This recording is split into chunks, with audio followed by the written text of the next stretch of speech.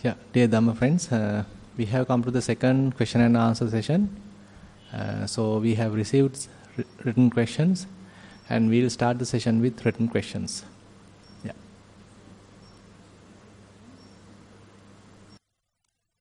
Avasarai Swamin Wahansa,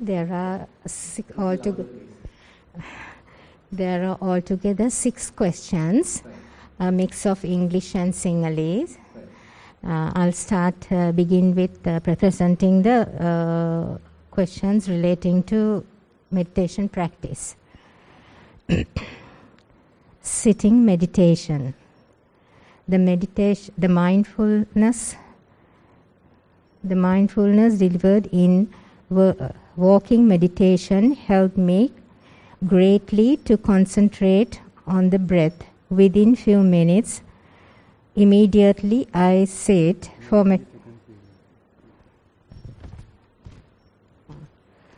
Sorry, Swamin Wahansa, I think I started from the wrong place. Okay.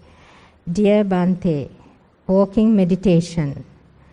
During walking meditation, I start the process with recognizing the left.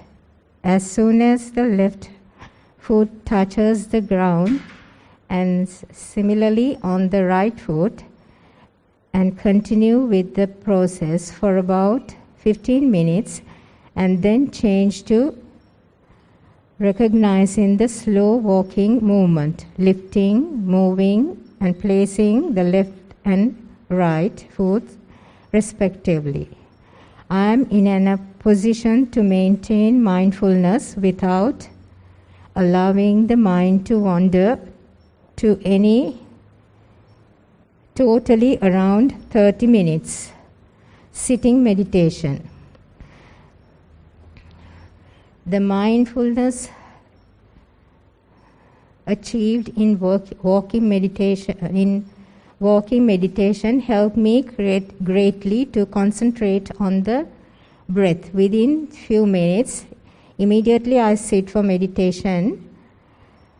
First, I concentrate on identifying the in-breath and out-breath separately for about 10 minutes.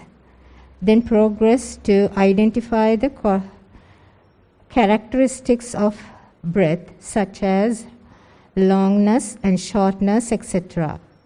I could remain consciously in sitting meditation around 1 hour and 15 minutes.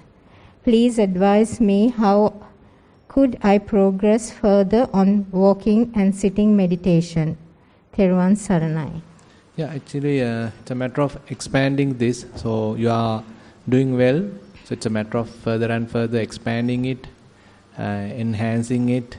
Because at the moment you have some amount of understanding. It indicates the information written, indicates certain amount of understanding of the practice. So it's a matter of now continuing it and expanding it so that you gain skills. Because it takes time. I mean, it is bhavita bahuli kata. So we need to develop, we need to do it repeatedly. Then only it becomes available. It becomes sort of our own kind of a skill. So that is where Buddha mentioned bhavita bahuli kata, yani kata, vattu kata, anuttita, parichita, susamaradha. So many different terms Buddha use. Bhavita means develop, bahuli kata means doing it repeatedly. Yani kata, making it like your own vehicle so that you can use it as you wish.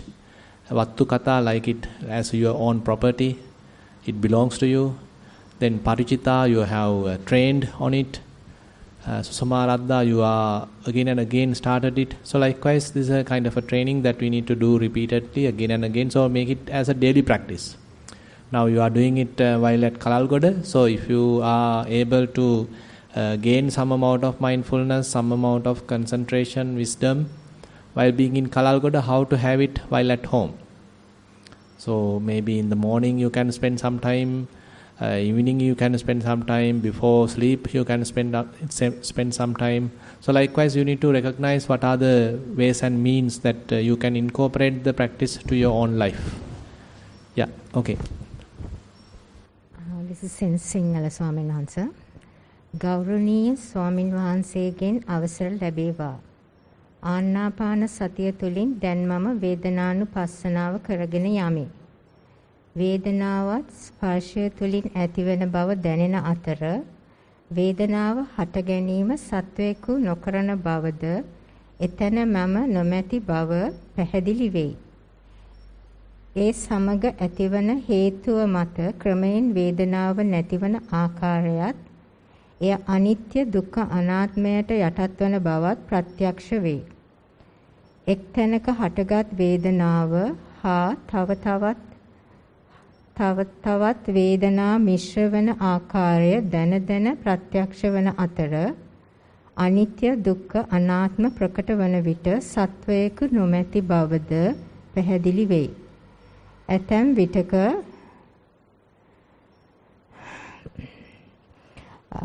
අදිෂ්ඨාන කරන විටත් නොකරන විටත් සුළු වේලාවක් සිතුවිලි නොමැතිව භාවනාව කරගෙන යා හැකි අතර සිතුවිලි නැතිව සිටින විට ඊතා සියුම්ව සිතුවිලි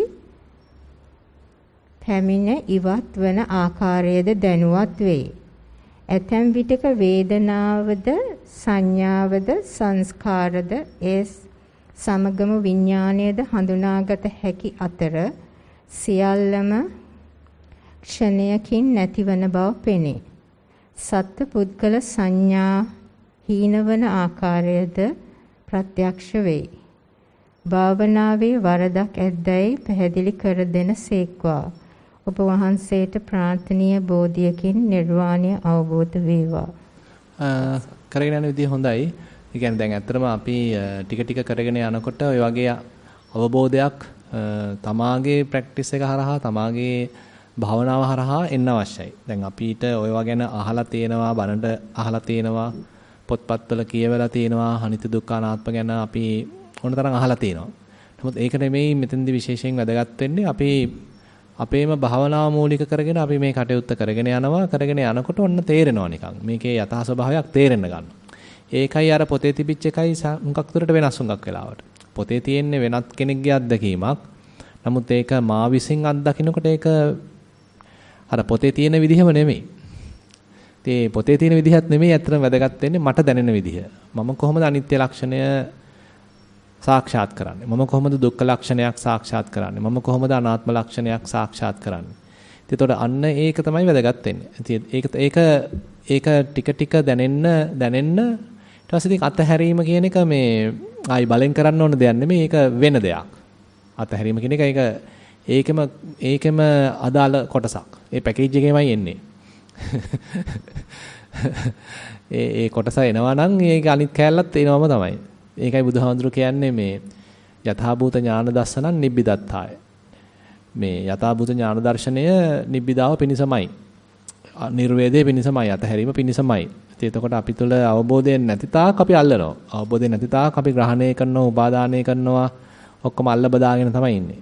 හැබැයි අපි තුල අනිත්‍ය දුක්ඛ අනාත්ම ලක්ෂණ හොඳට ප්‍රකට වෙන්න අපිට ඒවා ටික ටික තේරෙන්න ඒකේ ආනිසංශයක් වශයෙන්, ඒකේ අනිවාර්ය ප්‍රතිඵලයක් වශයෙන් අපි අර ග්‍රහණය කරව ප්‍රමාණය අඩු වෙන්න පුළුවන්.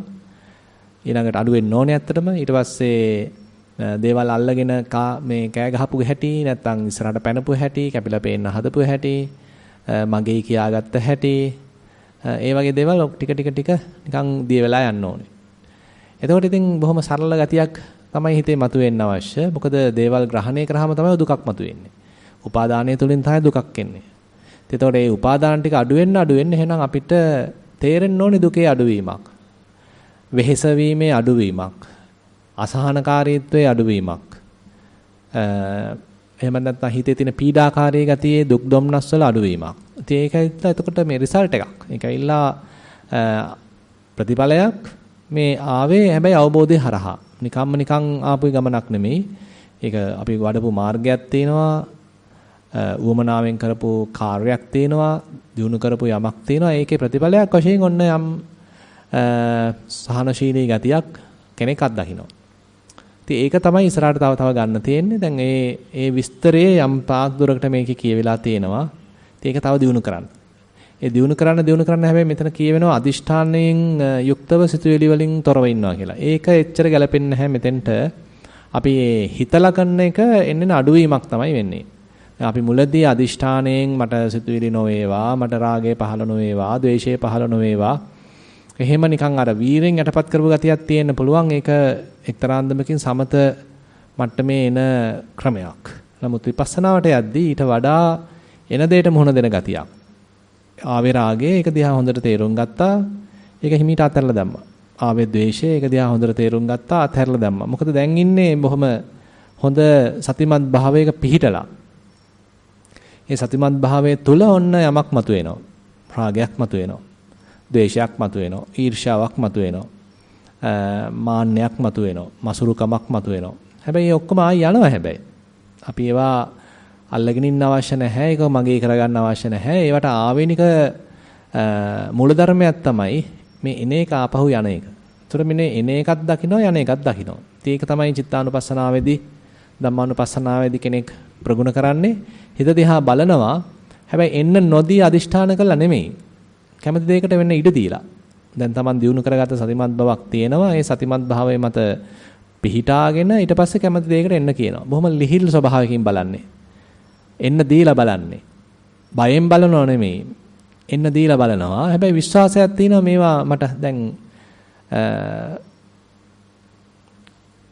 මේකත් එක්ක ගනුදෙනු කරන්න පුළුවන් කියලා. එතකොට ඉතින් එයා එනවා. අපි එයා ගැන හොඳට දැනුවත් වෙනවා. හැබැයි ඒකට අහු වෙන්නේ නැහැ. මේක මෙන්න මේ අහවල් එක කියලාත් තේරෙන්නත් පුළුවන්. මේක රාගය, මේක ද්වේෂය, මේක මෝහය මොන හරි මේ විදිහට Tamanට තේරෙන්නත් පුළුවන්. හැබැයි ඒක ඒ විදිහටම හඳුනා ගැනීම නිසා අපි ඒකෙන් ඈත්වීමක් නැත්නම් ඒකෙන් වෙන්වීමක්, ඒක ග්‍රහණය නොකර සිටීමක්, ඒකට යන්න ඉඩ හැරීමක් තමයි සිද්ධ වෙන්නේ. එතකොට ඔන්න ඒක යනවා. ආයෙත් ඔන්න හිත නිදහස්. එතකොට මේ හිතේ තියෙන නිදහස් ස්වභාවය, හිතේ තියෙන ඉඩකඩ සහිත බව, හිතේ තියෙන සරල සතිමත් බව තමයි ඊළඟට අපිට ඒකාතකින් කියනවා නම් පිහිටක් වෙන්නේ. ඒක තමයි ඊට පස්සේ විශ්වාස කරන්නේ. ඒක තමයි අපේ හොඳට පදනම වෙන්නේ. ඒ පදනම මත පිහිටාගෙන තමයි ඊට පස්සේ කටයුතු කරන්න තියෙන්නේ. ඒ නිසා ওই தත්ත්වය දැන් ප්‍රගුණ කරන්න. ඒ අදිෂ්ඨාන කළා නවත්තන්න යනවට වඩා එන්න දීලා යන්න දෙන්න. එනවා. හැබැයි අපි හොඳට දැනුවත් වෙනවා. ඒකට අහු වෙන්නේ නැහැ. ඒකට දාසයක් වෙන්නේ නැහැ. වහලෙක් වෙන්නේ නැහැ. ඒකට උදව් කරන්නේ නැහැ. ඒකටම යන්න දෙනවා. ඔච්චරයි. ඉතින් අපි මුකුත් නොකර හිටියනම් එයා යනවා. අපි මුලා නොවී හිටියනම් ඒක යනවා. ගියාට පස්සේ ඉතින් ආයෙත් ඒ සරල දැනුවත් භාවය තුල පිහිටලා ඉන්නවා. ඉතින් ඒ தත්ත්වය දිනු කරන්න. එතන තමයි හොඳ කියන්නේ ගැඹුරට යනකොට අපි කතා කරන විරාගානුපස්සනාවක්, පටිනිස්සග්ගානුපස්සනාවක් තියෙන්නේ. ඒ කියන්නේ අපි එන දේවල් දිහා විරාගීව බලන්නේ. ඒක දිහා ඇලීගෙන, ගැලීගෙන, ආසාවෙන්, ආකර්ෂණීය විදිහට බැලීමක් නැහැ. බලන්න මේක එන දේ නිකන් කොයි එකක් යනව නේද කියන වගේ ආකල්පකින් බලන්න විරාගීව. පටිනිස්සග්ගානුපස්සී. එන එක අතහරීමේ ආකල්පයක්. ග්‍රහණය කරන, උපාදාන කරන ආකල්පයක් නෙමෙයි, අතහරින ආකල්පයක් තියෙන්නේ. ඒකෝට ඔන්න ඒක ගියා. ඊට ආයි හරි මනස ආයිත් නිදහස්, සැහැල්ලුයි, ඉඩකඩ සහිතයි. හොඳට පැතිරිච්ච ගතියක් මනසේ තියෙනවා. ආතතියක් නැහැ. බිමට බැහැලා ඉන්නේ, සරලයි. ඔන්න ටික Tamanට තේරෙන්න ගන්නවා. ඉතින් යන විදිය හොඳයි. මේ ටිකත් පොඩ්ඩක් ඒකට එකතු කරගන්නයි තියෙන්නේ. හොඳයි. Theruvan Saranai Swamin Wahansa. A person who developed animitta samadhi even can fall from that level and not fully realized. Sorry, can you repeat that statement? A person who developed animitta samadhi even can fall from that level and not fully realized. Mahakottita Thero brought forward a story in a water pond which is covered with high mountains, does not make ripples, as it is not disturbed with wind. However, it is no guarantee that it will never cause ripples. If animitta is no nimitti, thereby one may not make sankhara and thereby realize nibbana. Kindly explain. Theruvan Saranai Swamin Wahansa. Yeah, actually this what we need to discuss today in the Dhamma sermon, because in Sunakkata Sutta this aspect is really discussed. So Buddha takes very beautiful simile to explain Sunakkata and the gravity of that state. So one achieves animitta, but it doesn't guarantee, as the question mentioned, and as we discussed on yesterday, it doesn't guarantee that we are completely free from defilements. So we found something, we found refuge, but while being in that refuge, we have further something to do. So that is where sometimes we go wrong. We become overestimated. We become somewhat overestimation, or we wrongly misunderstand that we are now through, everything's done, there's nothing much to do, I can relax, I can spend as the way I like. So that is where we go wrong. So that overestimation is the fault. So Buddha very clearly mentioned, using a very interesting simile, just to give a just brief idea. This is what I am going to talk in the evening. So it's very much like healing from a wound. The simile Buddha gives is, suppose someone being hit by a arrow, a poisonous arrow, and then his relatives summon a good surgeon, so he removes the arrow. But there are certain instructions given by the surgeon that now you have to take care. I have removed the arrow, poisons may not be there, but you have to take care. Why? Now suppose there is someone, say, drank poison due to some reason, or met with an accident. So he went through operation, and he fully, the doctors have done their part. Now what after else they have to do? Is everything done? Now can he play as he like? So there is a doctor, all doctor now. What is the instruction? Exactly. Same thing. So the wound is now being dressed by the doctor, but the patient still has a responsibility. So he has to eat only the appropriate food, and he has to time apply medicine to the wound. So he has to dress the wound again and again, and he has to take care of the wound. He should not go outside, and should not neglect himself, should not open to the dust and all this dirt. So the taking care of the wound is part of the side in the patient. So if we are not doing that part, so again what happened? So even though the poison was removed or the arrow being removed, isn't there a risk?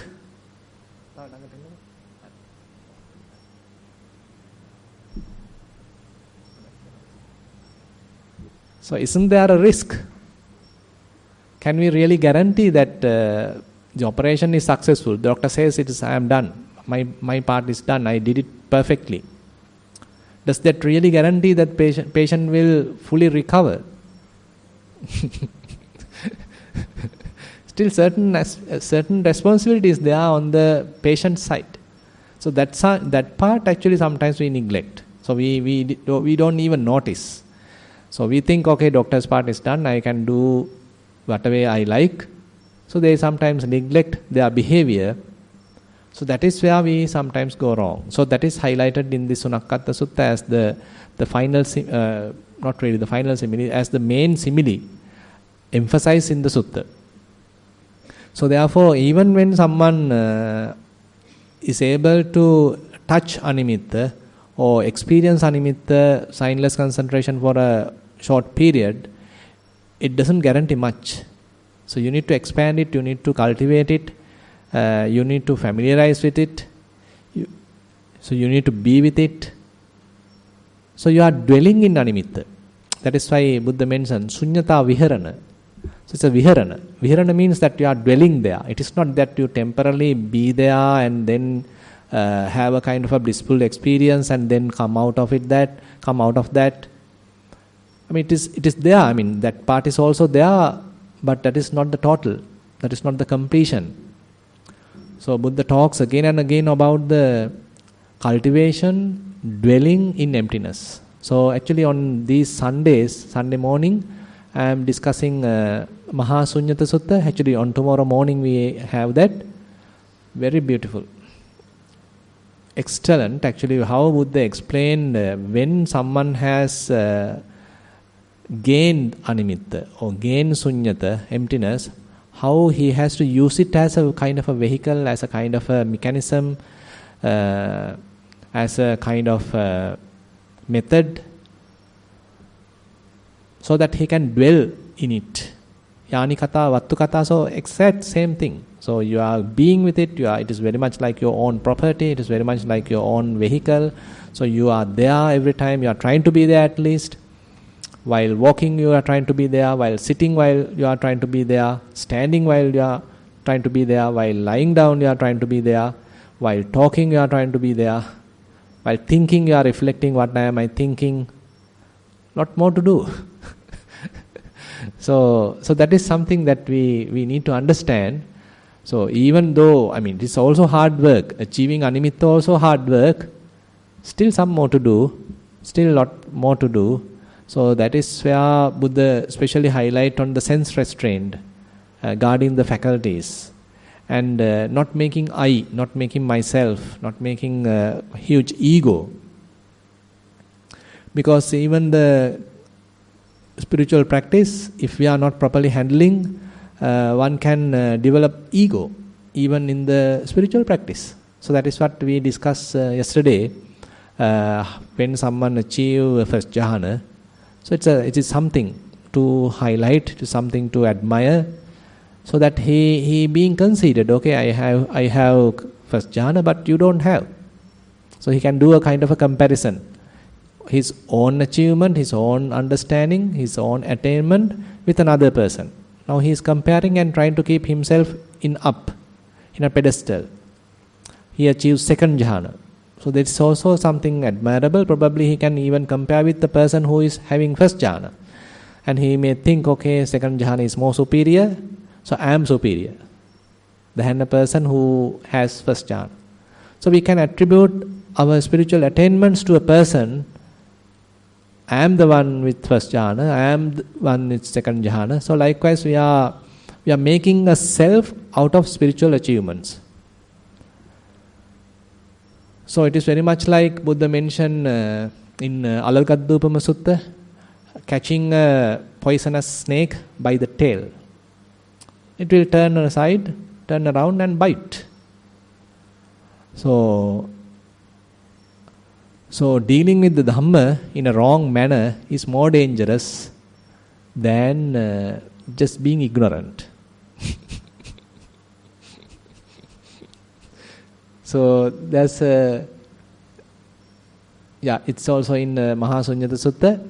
Buddha mentioned, actually the commentary mentioned, now suppose someone is on a horse and he drops, being fallen from a horse, and someone is on an elephant and he is falling from the elephant. Which one is more dangerous?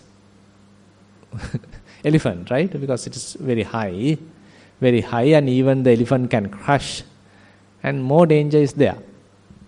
So Buddha mentioned a person who being face a kind of a downfall in another ascetic practice, say that he is going through another methods are there, no? So people have various other rituals, other practices, and he was a religious person, and due to some reason he stops that. But on the other hand, a monk who has gone through some practice, Buddha's teaching, and he did some practice, and ultimately he disrobes. So which one is more dangerous? So more has more gravity. The second one has more gravity because he has associated some very higher teachings, and now he has lost that. It has more gravity than compared to a typical mundane kind of ritual. There are many ritualistic practices. So he loses, that is something. It's not a big thing in a way, not something substantial.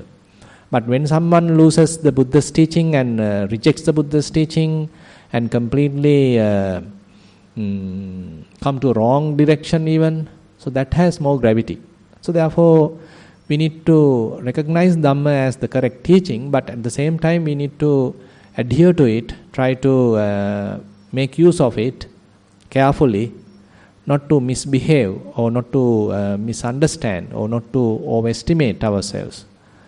So therefore these are the things actually we need to discuss carefully, because there are certain pitfalls, misunderstandings, overestimations possible in the spiritual life. So that is why actually we have taken the topic Sunakkata Sutta, which actually discuss many different aspects of these wrong or understandings or overestimations. Yeah. Therawan Saranai Swamin Wahanse, all things are arised and fall due to cause and effect.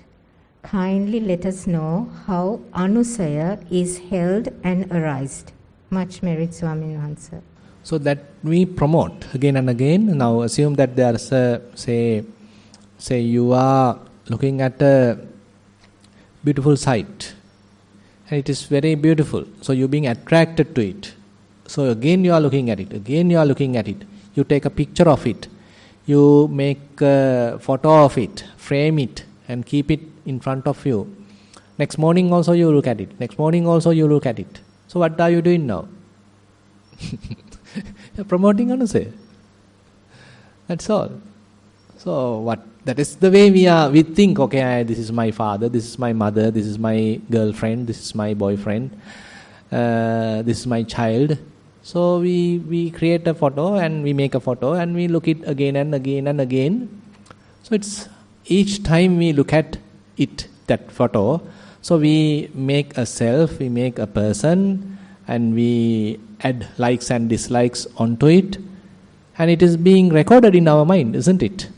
Now it is internally sort of ingrained or engraved in the mind. So this is how we prepare Anusaya, purposely in a way.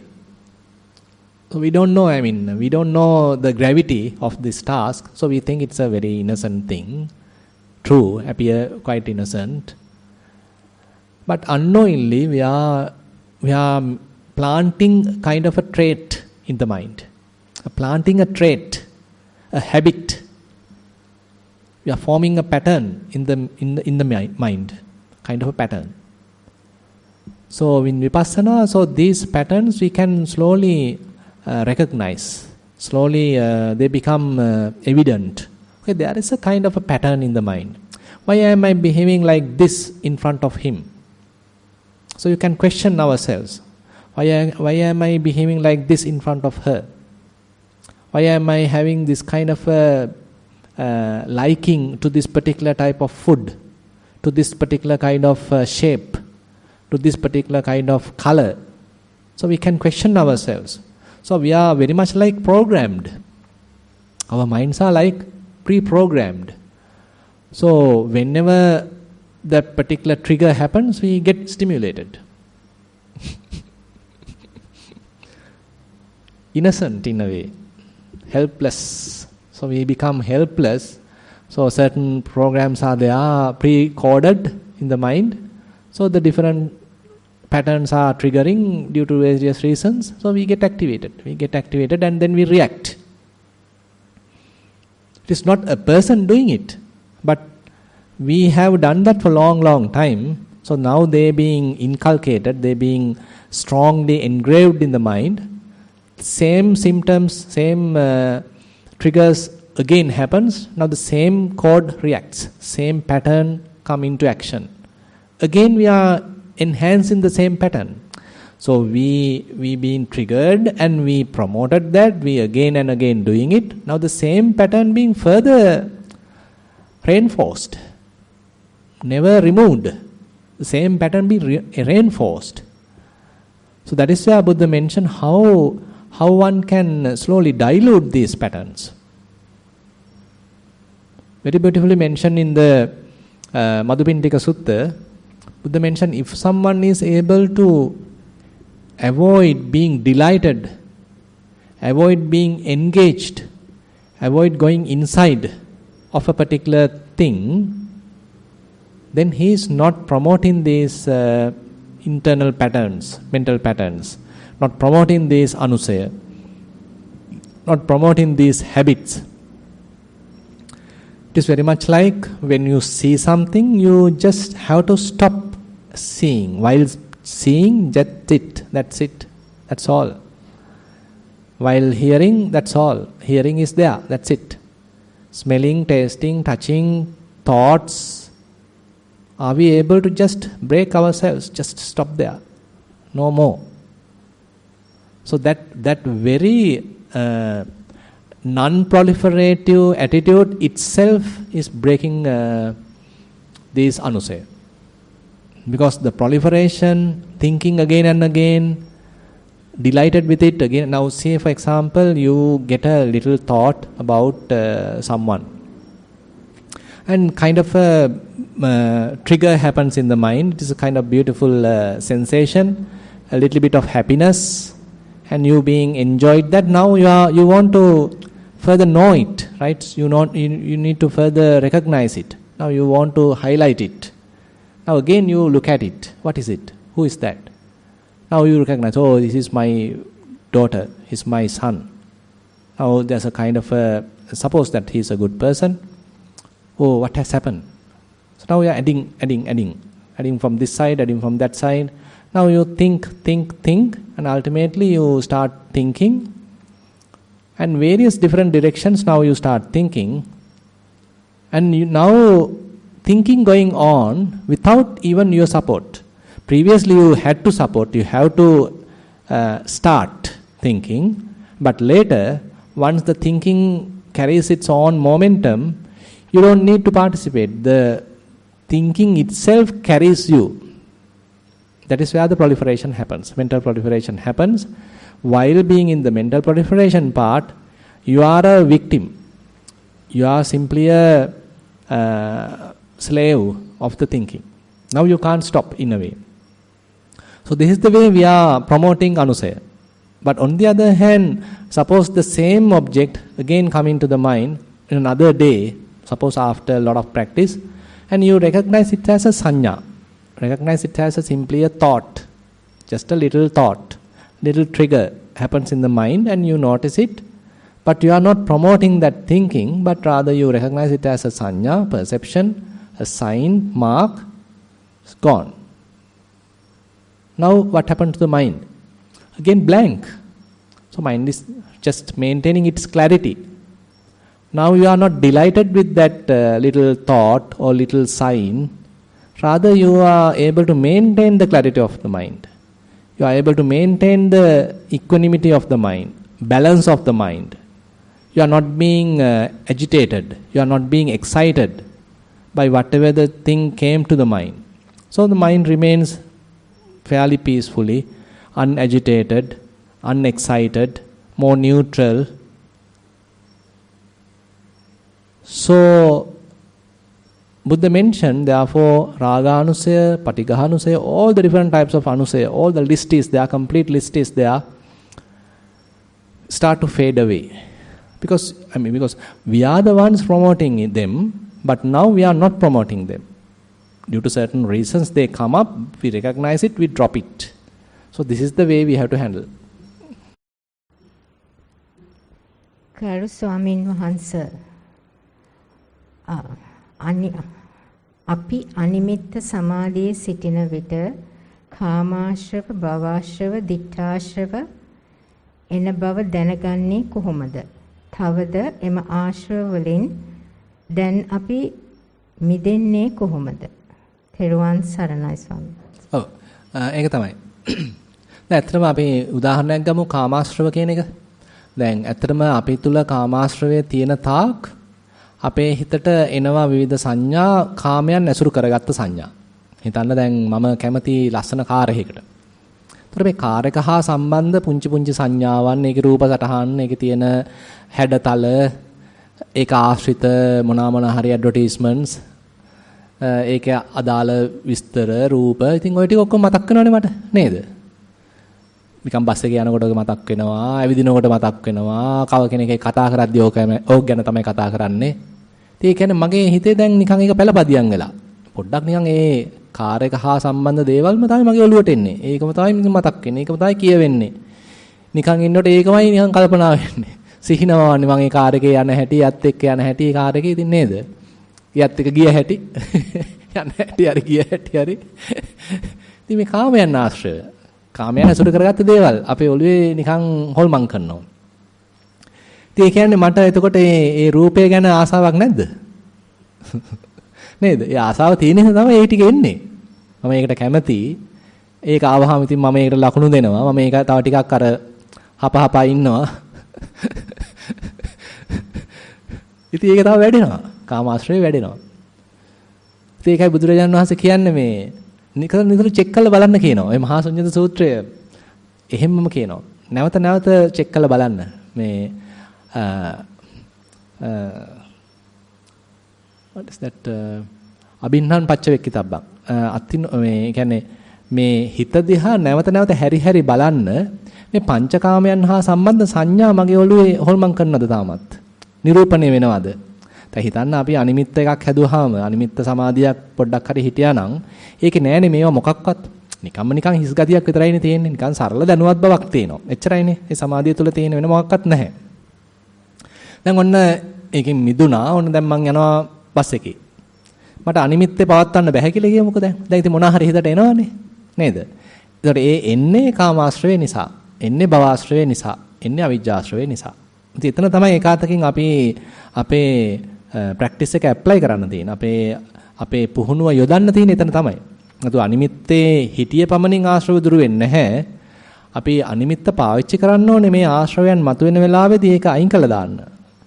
දැන් ඔන්න කාමාශ්‍රවයෙන් නිසා හිතේ හොල්මන් කරනවා යම්කිසි මේ car එක සම්බන්ධ සංඥා ගොඩක්. මම ඒක තේරුම් අරගෙන ඒක අයින් කළා දාන්න ඕනේ. මම ඒකට වටිනකමක් දීගෙන ඒක කල්පනා කර ඒක ගන්න හැටි තව කෙනෙක් එක යන හැටි ඔය වගේ සිහින මවන්න ගියොත් ඉතින් මං අහුවෙන එකයි වෙන්නේ. ඉතින් මට උමනාවක් තියෙනවා නම් කාමාශ්‍රය දුරු කරගන්න මම මේ එහෙනම් හිත බේර ගන්න ඕනේ මේ ආශ්‍රවයෙන්. නැත්තම් හිත බේර ගන්න ඕනේ මේ සංඥා ගොඩෙන්. ඒක වර්ධනය කරනවා වෙනුවට සංඥාව ආව බව තේරුම් අරගෙන මේක ආවේ මේ හිතේ තියෙන කාමාශ්‍රවය නිසා කියලා තේරුම් අරගෙන හිමීට මේ ඒ ආශ්‍රවය කියනකට වඩා ඒ සංඥාවේ නිමිත්ත හිතින් අයින් කරගන්න වෙනවා. ඉතින් එතකොට එහෙම කර යනවා නම් එහෙමනම් අන්න සමහර විට දැනෙන්න පුළුවන් දැන් නම් නිකන් හිත නිකන් සරලව තියෙනවා ආශ්‍රය මේ කියන්නේ එහෙම රූප නිරූපණය වීමක් නැහැ. හිතේ සංඥා ඇවිල්ලා නිකන් පැටලිලි නැහැ. සංඥා ආවත් මම ඒක පැටලෙන්නේ නැහැ. එහෙම කියන්න පුළුවන් නේ. සංඥා නැවිත් ඉන්නේ අපි එනවා. මම පැටලෙන්නේ නැහැ. මම තේරුම් ගන්නවා මේක ඇවිල්ලා මිරිඟුවක් මේකට අහුනොත් කරදරයි. එහෙනම් මේ සංඥාවේ පැටලෙන්නේ නැතුව ඉන්න මම උත්සාහන්ත වෙනවා. ඒකයි බුදුහාඳුර කියන්නේ සංඥා විරත්තස්ස න සම්ති ගන්ථා. සංඥාවන් කෙරෙහි අපේ තියෙන විරක්ත භාවයක් නම් අපේ හිතේ තියෙන්නේ ඇලෙන්නේ නැතිව නිකන් ඒ කෙරෙහි විරාගී ස්වභාවයක්. මේකට පැටලෙන්නේ නැහැ. මේක සුදුසු නැහැ. මේක ඔස්සේ යෑම සුදුසු නැහැ. මේක ඔස්සේ ගියොත් ආයෙත් මම මේ කාමාශ්‍රවයයි ප්‍රගුණ කරන්නේ වඩන්නේ කියලා අන්නේ බඳු අවබෝධයක් නම් තියෙන්නේ අන්න යාට කෙලස් ගැට ගැහෙන්නේ නැහැ කියලා බුදුහාමුදුරු කියනවා. ඉතින් මේක ප්‍රායෝගිකව කරන්න ඕනේ. ඉතින් අපිට ඕක වැඳ හිටියොත් ඕක වෙයිද? කල්පනා කරලා බලන්න නේද? කොච්චර කියන්නේ මේ පුදුම ප්‍රායෝගික මාර්ගයක් කියන්නේ බුදුහාමුදුරුවෝ. මේවා කළා ඕනේ මේක ගොඩ දාන්න. අපිවම ගොඩ ගන්න ඕනේ. වඩන්න ඕනේ මාර්ගය නේද? ඒක පාර කියලා දිනව බුදුරජාණන් වහන්සේ අපිට දැන් ටිකක් ක්‍රම ටිකක් අහුවෙලා තිනවා. ඒ ක්‍රම ටික දැන් පාවිච්චි කරන්න ඕනේ. ක්‍රම සහ විදි පාවිච්චි කළා හිත බේර ගන්න ඕනේ. හිතේ මතුවෙන තාක් මේ ආශ්‍රවයන් මතුවෙන අවස්ථාවන් වලදී සංඥාවන් නැවත නිරූපණය වෙන්න හදද්දී නැත්නම් නාම රූපයන් මේකේ හිතේ ඇතුලේ හොල්මන් කරද්දී ඒකට අහු නොවි ඉන්න තරම් අපි දක්ෂ වෙන්න ඕනේ එහෙනම්. අපි සතෝ යම් වැඩක් තියෙනවා කරන්න. අපිට යම්කිසි ප්‍රායෝගික ප්‍රතිපදාවක් තියෙනවා වඩන්න එහෙනම්. ඒකයි බුදුහාමුදුරුවෝ කියන්නේ මහා ශුන්්‍යත සූත්‍රයේදී එහෙම නැවත නැවත විමසා බලන්න කියනවා හිත දිහා මේ රූප හා සම්බන්ධ නැත්නම් ඒක කියන්නේ රූපයන් නිසා මේ හිතේ නිකන් පොඩි තිගැස්මක් ඇති වෙලා තියෙනවද? දැන් අපේ හිත නිකන් සරලව තියෙද්දි මොකක්වත් ඕකේ නැහැ නේද? නිකන් ඇල් වතුර වගේනේ. දැන් ඇල් වතුර වලට සීනි ටිකක් දාලා තේ කොළ ටිකක් දාලා එහෙම ගත්තාම පොඩි මොකද්ද එකක් තියෙනවනේ නේද? ඒකේ අමුතු ප්‍රණීත බවක් මතු වුණා. නිකන් එකක් මොකද්ද වුණානේ. අන්න ඒ වගේ තමයි අපේ හිතත්. පොඩි සංඥාවක් අරගෙන ඒකට පොඩි කැලි ටිකක් මූට්ටු කරලා ඒක ලස්සන කරලා ඒකට මගේ ප්‍රියමනාප දේවල් ටික එකතු කරලා ගත්තාම නිකන් පොඩි මොකද්ද එකක් මතුවෙනවා. අන්න ඒක අපිට කියන්නේ එක්සයිට්මන්ට් එකක්. හිතේ තිබිච්ච හිතට පැන නැගුණු නිකන් එක්සයිට්මන්ට් එකක්. හිතට නිකන් අමුතු ප්‍රමෝදයක් පහළ වෙලා. මක් නිසාද? අර රූපය ඇසුරු කළා. අර රූපය නිකන් එයා ආවර්ජනය කරන්න ගිහිල්ලා ඒ රූපය ඇසුරු කරගෙන සිතුවිලි පහළ කරන්න ගිහිල්ලා. ඒ නිසා බුදුරජාන් වහන්සේ කියනවා විමසලා බලන්න ඕන නිතර මොකක් හරි රූපයක් අල්ලගෙන හිතේ මේ වගේ තියෙනවද මේ ගොඩනගාගත්ත අමුතු ආස්වාදයක්. අමුතු කුල්මත් වීමක්. සද්දයක් ඇසුරු කරගෙන මෙහෙම තියනවාද? දැන් අපි ඉන්නේ නිකන් ඉන්නලාට පොඩි විසිල් එකක් එහෙම ගහ සින්දුවක් අල්ලගෙන නේද? පොඩ්ඩක් නිකන් හිමීට කිය සින්දුව කිය වෙනවනේ නැතනම් කවුරු හරි ගායකයෙක් කියන මටත් කිය වෙනවා. ඉතින් දැන් සින්දුවක් අල්ලගෙන පොඩි ජොලියක් ගිහිල්ලා. ඉතින් බුදුරජාණන් වහන්සේ කියනවා මේ පොඩ්ඩක් බලන්නලු හැරිලා නිතරම මෙහෙම මේ ශබ්දයක් ඇසුරු කරමින් හිත නිකන් කුල්මත් වෙලාද දැන්? තර ගඳක් සුවඳක් ඇසුරු කරමින් හිත නිකන් කුල්මත් වෙලාද? රසක් ඇසුරු කරමින් හිත කුල්මත් වෙලාද? ස්පර්ශයක් ඇසුරු කරමින් හිත කුල්මත් වෙලාද? තර මේ පංචකාමයන් ඇසුරු කරමින් අපේ හිත කුල්මත් වෙන තාක් අපි පංචකාම ලෝකේ තමයි ඉන්නේ. අනාගාමි වෙලා නැත. එච්චරට මේ කතින් බලම හරීම පැහැදිලි. කියන දේ හරි පැහැදිලි. කියන්නේ අපි මේ පංචකාමයන් ඇසුරු කරමින් ඒකෙන් ආස්වාදයක් ලබන තාක් ඒකෙන් ඒවා අභිනන්දනය කරන තාක් ඒවා අපේ හිතේ රඳවා ගනිමින් ඒවා වමාර ඉන්න තාක් සතුටු වෙන තාක් ඒවෙන් අපි කියන්නේ ඒකෙන් ආස්වාදයක් ලබනවා නේද? පංචකාමයන්ට අපි කැමති. පංචකාමයන් කෙරෙහි අපේ ආසාවක් තියෙනවා, ආශ්‍රවයක් තියෙනවා, කාම ආශ්‍රවය තියෙනවා. ඉතින් මේ විදිහට එනවා අපි බලන්න හැබැයි අපිට ඌමනා නම් බුදුහාඳුර බල කරන්නේ නැහනේ මේවා අයින් කරන්න කියලා. ඌමනා නම් ඉතින් කරන්න පුළුවන්. ඌමනා නම් ඉතින් මේ ටික අයින් කරගන්න කියනවා මේක රස විඳින්න යන්න එපා, අභිනන්දනය කරන්න යන්න එපා, මේක නැවත නැවත කියා පාන්න යන්න එපා, ඕක අස්සට රිංග ගන්න යන්න එපා. නාබිනන්දති නාබිවදති නාජ්ජෝසාය තිට්ඨති. නාබිනන්දති. ඕකත් එක්ක සතුටු වෙන්න යන්න එපා. නාබිවදති. ඕක කියා පාන්න යන්න එපා. ඕක නැවත නැවත හිතින් කියවන්න යන්න එපා. තව කෙනෙකුට කියන්න යන්න එපා. නාජ්ජෝසාය තිට්ඨති. ඕක අස්සට රිංග ගන්න යන්න එපා. අතල්ලා දාන්න. පුළුවන්ද කරන්න?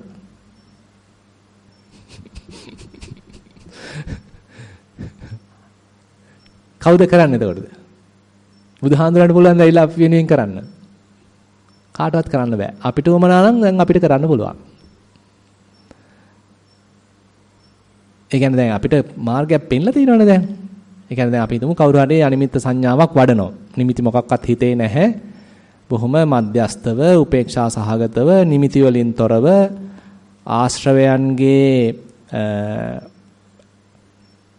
ආශ්‍රවයන්ගෙන් ආපු ඔය වගේ උසු ගැන්වීමකින් තොරව తాවකාලිකව ඉන්න පුළුවන් ගතිය අත්දැකලා තියෙන්න පුළුවන් මෙතන ඉන්න කීප දෙනෙක්ම නේද?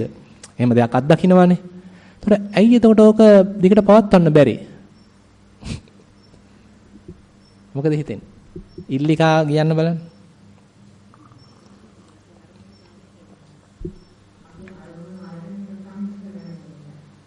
මොකද අපි තාම එකකින් ආස්වාදයක් ලබනවා නේද?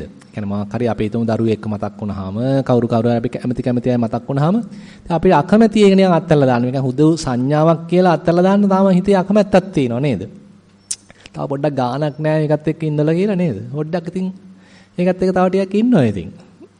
මමත් ඕක කරනවා. මම දන්නවා හොඳටම ඉතින්. ඔක්කොම එකම බෝට්ටුවේ ඉන්නේ. මේ දන්නව පාර වේගය කරන්න ඕනේ කියලා. හැබැයි තාම කරගන්න බෑ. ඉතින් මේ තාම ආශ්‍රව තියෙනවා.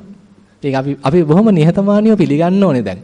පාර පේනවා නිකන් පොඩ්ඩක් තියෙනවා දැන්. මෙහෙම තමයි කරන්න ඕනේ කියලා. තාම හැබැයි කරගන්න බෑ. මොකද හරි ආසයි තාම.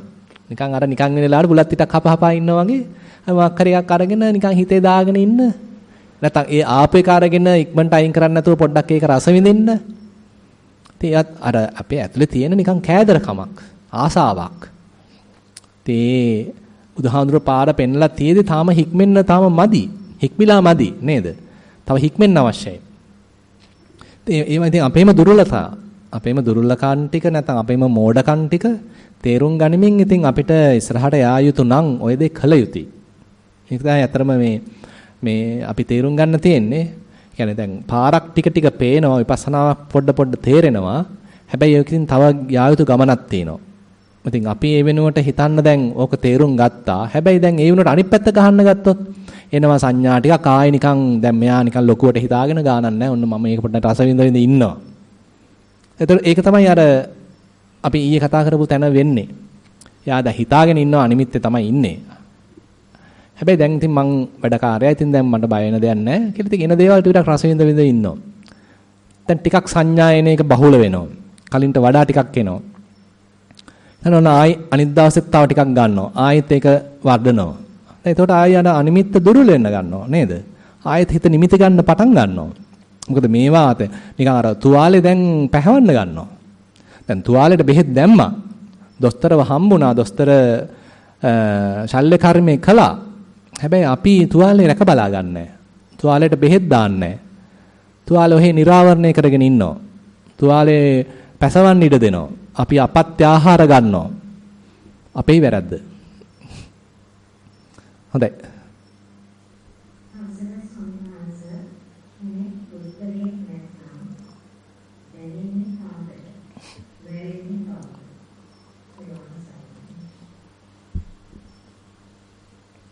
නෑ ඔය ප්‍රශ්නේම වැරදි කියලා තමයි කියන්න තියෙන්නේ. ජේතන තමයි කියන්නේ බුදුහාඳුරෝ අයින් කරපු ප්‍රශ්න අව්‍යාකත ප්‍රශ්න විදිහට එන්නේ ඔතන. ඒ කියන්නේ අපි ඔතන ඔය අහන ප්‍රශ්නේ තියෙන්නේ දෘෂ්ටියක්. අපි හිතාගෙන ඉන්නවා කෙනෙක් ඉන්නවා කියලා.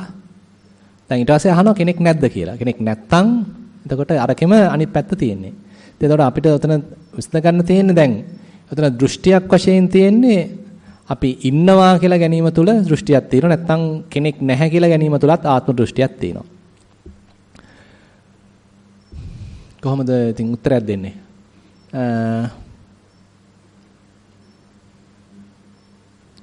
දැන්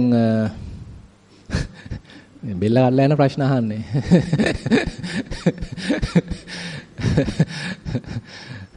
ඒ කියන්නේ ඕක අනේ මන්ද හරි අමාරු උත්තරයක් විදිහට කියන්න. ඒ කියන්නේ දැන් අපි අර කෙනෙක් ඉන්නවා කියලා සැලකීම එතන තමයි ඉතින් පටන් ගන්න වෙන්නේ. අපි හිතාගෙන ඉන්නවානේ අපි කෙනෙක් ඉන්නවා, පුජ්‍යලයක් ඉන්නවා, මමෙක් ඉන්නවා කියලා අපි හිතාගෙන ඉන්නවා. හැබැයි ඉතින් අපි එකපාරට ඕක නැහැ කියන්නේ යන්නේ නැතුව අපි පොඩ්ඩක් පරීක්ෂා කරලා බලනවා. අපි හොඳට විමසලා බලනවා.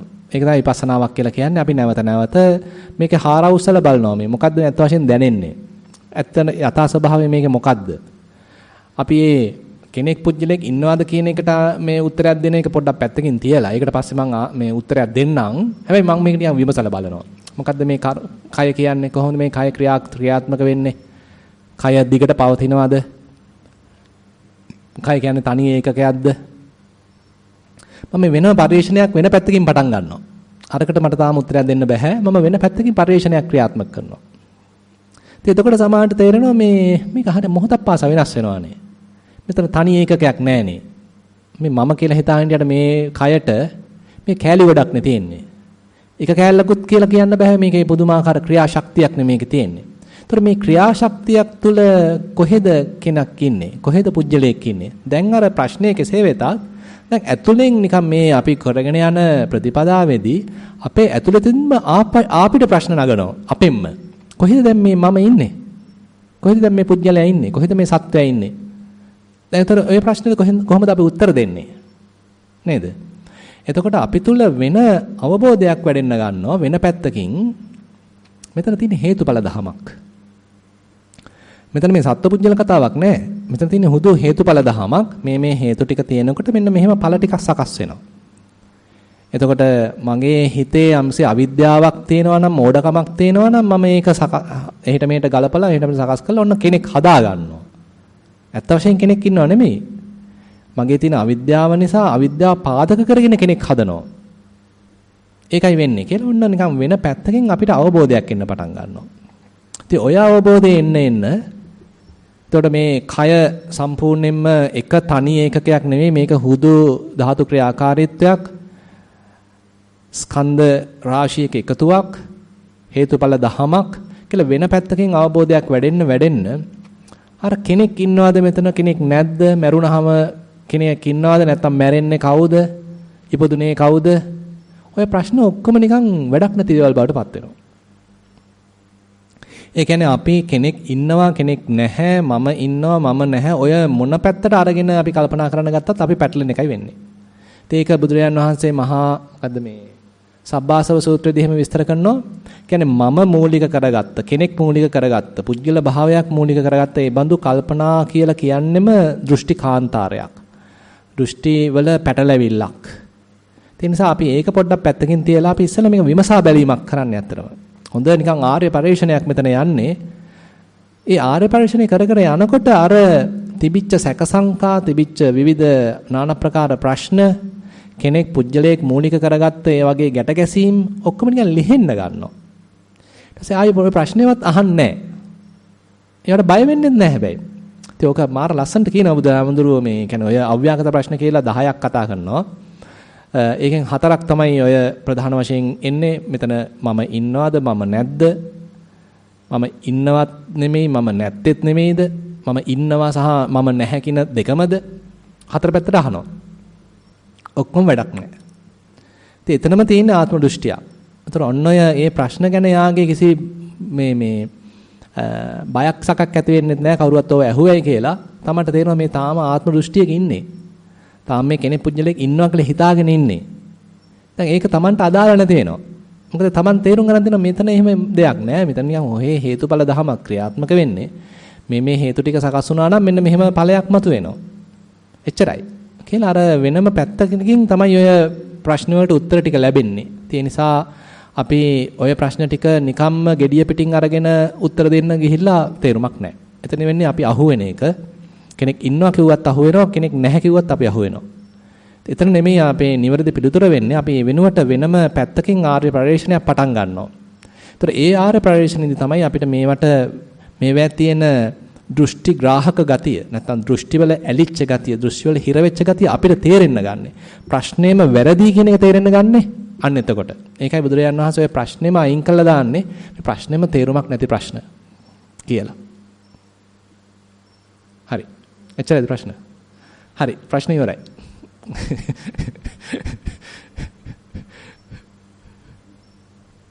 හොඳ ප්‍රශ්න හැබැයි. අද කොහොම හරි මාව වට ගන්නයි බැලුවේ ඈ.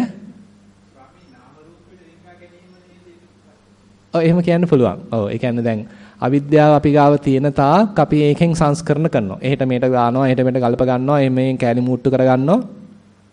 ඉතින් එතකොට ඔන්න විඥාන සකස් වෙනවා. ඒතර විඥානෙට නිකන් ඉන්න බෑ. යා නාම රූප සකස් කර ගන්න. මේ දෙන්න එකට නිකන් බැඳිලා තියෙන්නේ. ඒතර නාම රූප විඥානයක පැටලිලා නිතරම තියෙන්නේ. ඒතර ඒ දෙකේ සකස් වීම වෙන්න නම් සංස්කරණ සිද්ධ වෙන්න ඕනේ. සංස්කරණ වෙන්න නම් අවිද්‍යාව තියෙන්න ඕනේ. දැන් එතකොට අපි එහෙනම් විපස්සනාවක් වඩ아가ගෙන යද්දී දහමේ ගැඹුරට යද්දී අවිද්‍යාව එහෙනම් හරිනම් පොඩ අඩු වෙන්න ඕනේ නේද? එහෙනම් හිතේ කෙරෙන සකස් කිරීනුත් අඩු වෙන්න ඕනේ. දැන් අපි තාමත් ඉස්සර වගේම සකස් කර කල්පනා කර ප්‍රපංච කර සිහිනමමම ඉන්නව නේද? ඒ කියන්නේ තාම වැඩිලා නැහැ. භාවනාවක් වැඩිලා නැහැ. එච්චරයි. අපිට භාවනාවක් වැඩනවා කියලා තේරෙන්න ඕනේ. එහෙනම් හිතේ නිකන් අර පැහැදිලි ගතියක්, හිතේ තියෙන කියවිල්ල අඩුවීමක්, හිත සංසුන් වීමක්, සහනශීලී වීමක්, දැක්කයින් පස්සේ එතනින් නතර වීමක්, ඇහුණාන් පස්සේ එතනින් නතර වීමක්, දැනුණයින් පස්සේ එතනින් නතර වීමක් අපිට එහෙම හැකියාවක් අපි තුල වැඩෙන්න ඕනේ. දිත්තේ දිත්තමත්තම් භවිස්සති. ඒකනේ බුදුහාමුදුරුවෝ කියන්නේ නේද?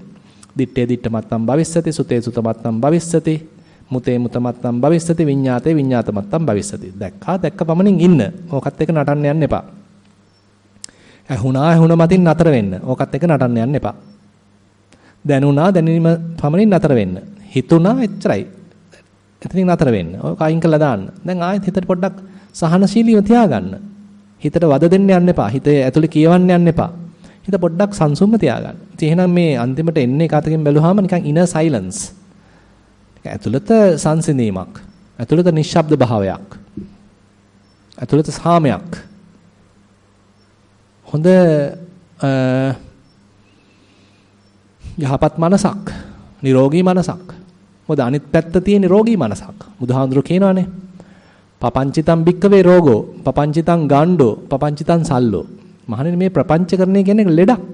රෝගයක්, gaduwak, gediyak, සල්ලම් කියන්නේ මේ උලක්.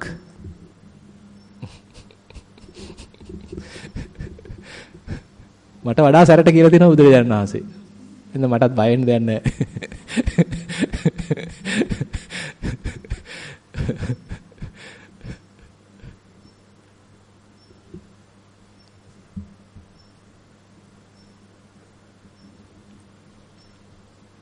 ඉතින් ඇත්තටම එක අතකින් බැලුවාම මේ ඉතින් අපිට ලැබිලා තියෙන නම් පුදුමාකාර අවස්ථාවක්. කියන්නේ මේ බුදු දහම තුලින්. කියන්නේ බුදුරජාණන් වහන්සේ පෙන්ලා තියෙන දහම ප්‍රායෝගිකව අපි තුල වඩන්න තමයි ඒකේ වටිනකම තේරෙන්න ගන්න. ප්‍රායෝගික ප්‍රතිපදාවක වටිනකම, ශාස්ත්‍රුන් වහන්සේ වශයෙන් උන්වහන්සේ තුල තියෙන වටිනකම, උන්වහන්සේ කොතන ඉඳලාද මේ බඳු දහමක් දේශනා කළේ කියන එක තේරෙන්න ගන්න. ඒක තුල ප්‍රායෝගිකව හැසිරෙන්න. අපිට නිකන් බාහිරින් ඉඳන් ඕක දිහා බැලුවට තේරෙන්නේ නැහැ. අපි ඒක පොඩ නිකන් ප්‍රායෝගිකව වඩන්න ගත්තට පස්සේ තමයි තේරෙන්නේ මේක කොච්චර ආරුද එක අතකින් බැලුවම කරන්න නේද? මේ වඩන්න ඕනේ මේවා. කරන්න ඕනේ මේවා. නිකන් ඉබේ වෙන්නේ නැහැනේ නිකන් හිටියා කියලා. අත් දෙක බැඳගෙන හිටියා කියලා ඔක වෙන්නේ නැහැනේ. ඉතින් අපි ඒක කරන්න ඕනේ. ඒතර කරද්ද තමයි තේරෙන්නේ මේ මේවා කළා නෙවෙයි මුන්වහන්සේ මේවා කියන්නේ. බුදුරජාණන් වහන්සේ එතෙන්ට ඇවිල්ලා තියෙන්නේ නිකන් ඉඳලා නෙවෙයිනේ. රහතන් වහන්සේලා එතෙන්ට ඇවිල්ලා තියෙන්නේ මේ නිකන් ඉඳලා නෙවෙයිනේ. අන්න එතකොට තමයි උන්වහන්සේලාගේ තියෙන වටිනකම, ඒ ආර්ය මහා සංඝරත්නයක තියෙන වටිනකම කොයිතරම්නම් ප්‍රායෝගික මාර්ගයක ඒ පිරිස හැසිරලාද කියන එක ගැන අපිට තේරෙන්න ගන්න මේකේ තියෙන අමාරුව තේරෙනකොට එක අතකින් මම මෙච්චරක් දැන් කරනවා, මෙච්චරක් උත්සාහවන්ත වෙනවා, තාමත් මේ හිතේ සංඥා මතුවෙනවා, තාමත් මම ඒකට කැමති, මම ඒක තාම හපහපා ඉන්නව අයින් කරන්නේ නැතුව කොච්චර තාම කාමාශ්‍රවයන් මගේ හිත ඇසුරු කරනවද? එහෙනම් යම් අවස්ථාවක යම් කෙනෙක් නිවැරදි වශයෙන් කාමාශ්‍රවයෙන් තොර වුණා නම් ඉතින් කොයිතරම් ෆයිට් එකක් දීලා තියෙනවද ඒක අතකින් කියනවද නේද? කොච්චර සටනක් කළා තියෙනවද මේ කාමාශ්‍රයයන් එක්ක? එන එක දැක යහුසුලුව ඒක අයින් කර ඉබේ වෙලා නෙමෙයිනේ. එතන තමයි පුදුමාකාර ප්‍රායෝගික ප්‍රතිපදාවක් තියෙන්නේ. ඉතින් එතනයි ඇත්තනම ඒ සංඝ ගුණ මතුවෙන්නේ. ඉතින් හිතන්න කවුරු හරි මේක කියන්නේ සංඝ කියන එකේ මෙතන අදහස් වෙන්නේ නැහැ ගිහි පැවිදි කියලා. ඉතින් ඕන තරම් ගිහි ශ්‍රාවකයෝ අනාගාමී තත්ත්වයටපත් වෙලා තියෙනවානේ. ඉතින් ඒ ඕනම කෙනෙක් ඉතින් මේ ප්‍රතිපදාව වඩලා තියෙන්න ඕනේනේ. තමන්ගේ හිතේ මතුවෙන තාක් මේ සංඥාවලට අහු නොවි එතන දැක හිමීට අයින් කර එකක් ගානේ අයින් කර මේ කරන්න ඕනේනේ. හිතන්න බලන්න කොච්චර වැඩක් කළාද කියලා නේද? එතකොට තමයි යන්න මතුවෙන්නේ මේ සුපටිපන්නෝ භගවතෝ ශාවක සංඝෝ, උජ්ජුපටිපන්නෝ භගවතෝ ශාවක සංඝෝ, සාමීචිපටිපන්නෝ භගවතෝ ශාවක සංඝෝ. මේ යම් හෝ ගිහි පැවිදි කෙනෙක් මේ දේ කරනවා නම් කොයිතරම්නම් ප්‍රතිපදාවක්ද මේ වඩන්නේ? කොයිතරම් උත්තම ප්‍රතිපදාවක්ද වඩන්නේ? මේ අනිත් මිනිස්සු ඕවාම අල්ලගෙන ඕවාම ගැලි ඕවාම ඇත්ත කරගෙන ඕවටම සටන් කර ඕවටම කේලම් කිය ඕවෑම ගැලි ඉඳද්දී මේ වෙන මිනිස්සෙක් ඒක අයින් කර ඉන්නවා. හිතලා බලන්නනේ කොයිතරම්නම් වෙනසක් දෙතර දැනෙනවද? කාමයන්ගේම ගැලෙන කාමයන්ටම මේ දාසකම් කරන ලෝකේ තවත් කෙනෙක් ඒකේ තියෙන නිෂ්ඵලත්වයේ තේරුම් අරගෙන ඒක අයින් කර ඉන්නවා. එහෙම ප්‍රතිපදාවක් වඩනවා. ඒකයි බුදුහාඳුර කියන්නේ අන්න මේ මොකද්ද? පුණ්‍ය ක්ෂේත්‍රයක්, පින් කෙතක් කියලා කියන්නේ ඒකයි. ඒ නිසා මෙතන ගිහි පැවිදි වේදයක් නෙමෙයි තියෙන්නේ. කවුරුන් හෝ මේ ප්‍රතිපදාව වඩනවා නම් යම් හෝ ශ්‍රාවකයෙක් මේ බුදුහාඳුර පෙන්නපු ප්‍රායෝගික ප්‍රතිපදාව වඩනවා නම් Taman තුල එතන තියෙන්නේ පුදුම ක්ෂේත්‍රයක්, පින් කෙතක්. තව කෙනෙක් යමක් ගිහිලා පූජා කරා නම් එතන ආනිසංස තියෙනවා. ඒ පැත්තකින් හිතන්න පුළුවන්. ඒතර මාරම ප්‍රතිපදාවක් ඊතර මතුවෙනවා. ඒ ඕනම කෙනෙක් ඒ බඳු ප්‍රතිපදාවක් වඩනවා නම් එහෙනම් එහාට කාමයන්ගෙන් ඈත්වීමක් තමයි එහෙනම් සිද්ධ වෙන්න තියෙන්නේ. හොඳයි. එහෙනම් වෙන විශේෂ ප්‍රශ්නයක් නැත්නම් ඉතින් අපිට අවසන් කරන්න පුළුවන්. නැවතත් 4ට අපි ධර්ම දේශනාව පටන් ගන්නවා. මොකද්ද? ආ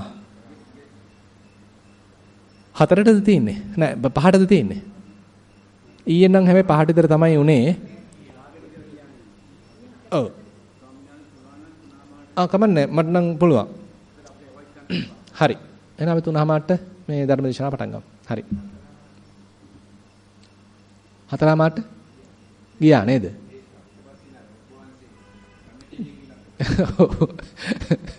හරි අපි 3:00ට පටන් ගමු. බලමු අද කොහොම වෙයිද දන්නේ නැහැ. සබ්බේ සංඛාරා අනිච්චා.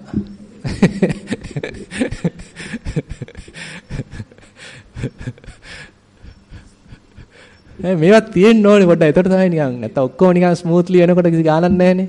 කට්ටක් කාලා පොඩ්ඩක් නිකන් දාඩිය ටිකක් දාලා මේ හරහා යන්න ඕනේ. එතකොට තමයි නිකන් තමන්ගේ තියෙන කෙලස් ටික ඇවිස්සීලා කේන්ති යන ටික දැකලා තාමත් මේක මල වදේ මෙච්චරක් දුර ඇවිල්ලා තාමත් මේක කපනවා. මෙච්චරක් මං ඔක්කොම ටික වැඩ ටික නවත්තලා ආවා. මෙහෙ ඇවිල්ලත් මේ මල වදේ හරි ගියේ නෑනේ. කියලා ඉතින් ආ බයිනවා ඉතින්. ඉතින් වටන කෙලස් ටික ඇවිස්සෙනවා. නේද? මේ හරහාම යන්න ඕනේ. හොඳයි හොඳයි. සියලු දෙනාටම තෙරුවන් සරණයි. පව කට්ටයක් සිදු වේවා කියලා ප්‍රාර්ථනා කරන්නේ තියෙන්නේ.